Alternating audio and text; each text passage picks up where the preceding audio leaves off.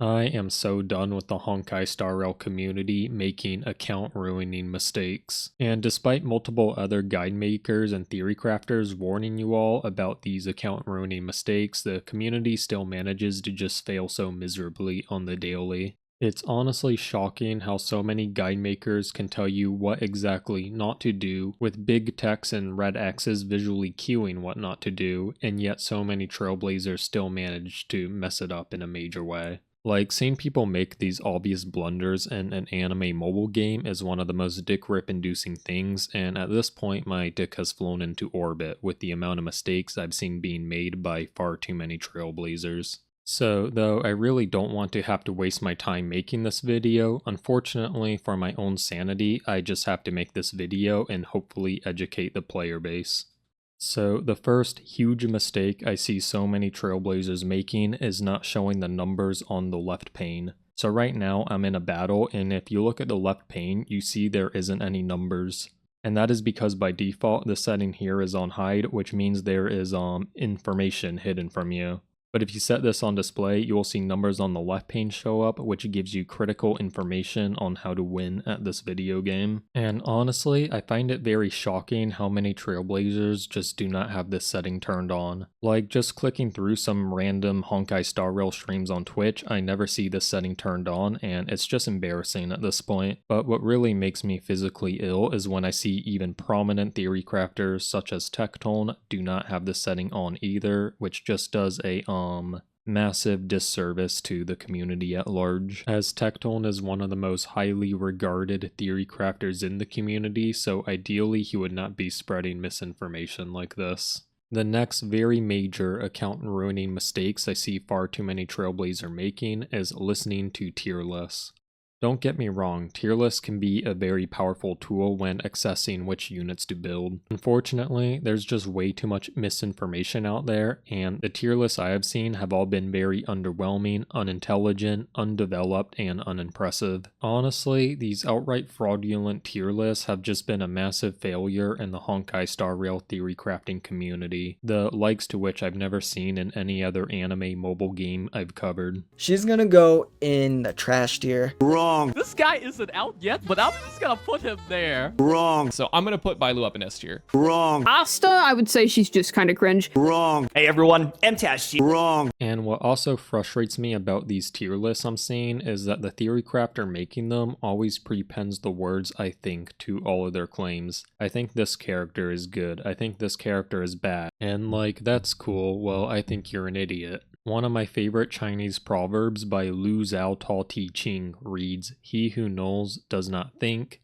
he who thinks does not know." There's just a lot of thinking in these tier lists, but very little knowing. The thing is, making a tier list video isn't something you throw up for fun and just for shits and giggles. There's really nothing fun about putting together a tier list, like at all. What a tier list represents is an epic amalgamation of the grueling work you did theory crafting each individual character for hours. And that is why I hadn't published a tier list as of yet, as I'm still refining the placements to ensure I get it right if I do ever release one to the public. There's a reason I've never had to update any of my tier lists in any other video game I've theory crafted for, because I get it right the first time, and every one of my tier lists has become the gold standard for every game I've made one for, whether it be Revue Starlight, Fire Emblem Engage, or most recently Wuthering Waves. So honestly, I highly recommend Trailblazers just ignore every tier list unless I decide to ever make mine accessible to the public. The next major mistake I'm seeing far too many Trailblazers making is not farming the Honkai Star Rail Roblox badges for additional gems. So for those unaware, there are other ways to get gems outside of the game, from things like web event games, Twitch streaming drops, and Roblox badges.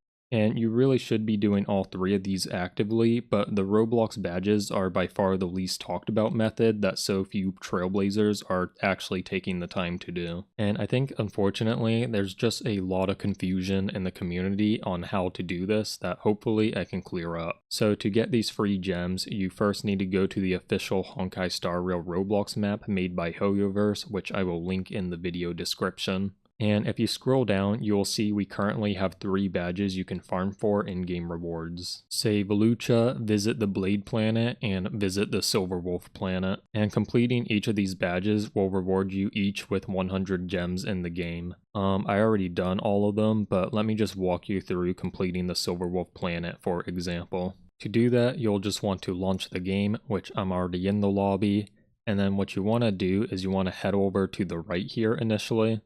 And you should notice a suspicious looking Game Boy Advance on the ground by the vending machines. Simply click on it and you will be transported to the Silver Wolf Planet and obtain the badge. I already completed this, so I got no badge popping up, but for you a badge should be obtained, and if you go to your game and check your mailbox, you should see compensation. Let me see if I can find mine from when I did this on stream last week. Oh, there it is. So 100 gems rewarded, which for sure can help boost your account to the next level. But I got to be honest and say that for those inexperienced with Roblox, completing these badges may prove rather difficult. They are basically cryptic puzzles in which you kinda have to get into the mind of a middle schooler to solve. Like figuring out that clicking the Game Boy teleports you to the Silver Wolf Planet took me and my team hours of our day. So if you are struggling with the Roblox badges, for sure catch me on Kick or on Twitch where I regularly host these Roblox raids. The last and most major mistake I see so many trailblazers making is just not reading the lore you collect in this game. So as you probably know, while playing Honkai Star Rail, you will collect a plethora of readable books and journals that I see far too many players ignoring. Like, these are obviously not put in the game for fun, but rather parsing through all this text can reveal lots of hidden mechanics and rewards in the game. Probably my favorite hidden mechanic I found by parsing through this text is the ability to obtain any standard 5-star for free, which can be found when deciphering the daily life of a scientist text. So honestly, the easiest way to do this is to find the lore you want to analyze online and just ask ChatGPT to give you a plot summary of it.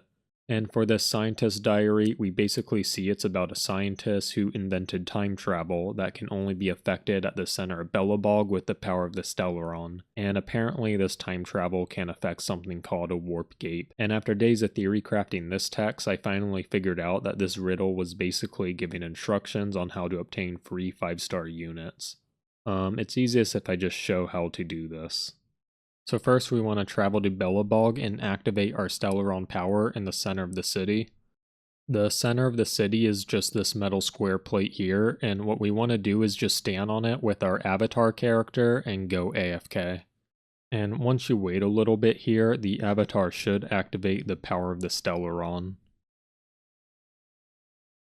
Any second now. Okay, there it is. So this idle animation is the Stellaron power, and once this completes, we'll see that we actually go back in time.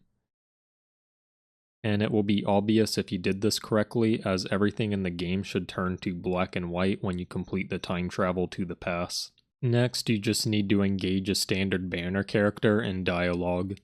I hadn't bothered to get myself Clara yet, so I'm going to head over to her. So I say hello to Clara, and she tells me the warp gate has been predestined, which means we are done here and I just need to return back to the present now. To return to the present, you just stand in the same spot until your avatar activates her Stellaron power, and once all this is done, the next summon you do on the standard banner should give you the character you talked with during time travel. So basically, I should be guaranteed to summon myself a Clara now. I think I'm gonna do that right now and then end the video. So just go to the standard banner and only need to do one warp and it will give me Clara, and this is gonna help boost my account in a major way.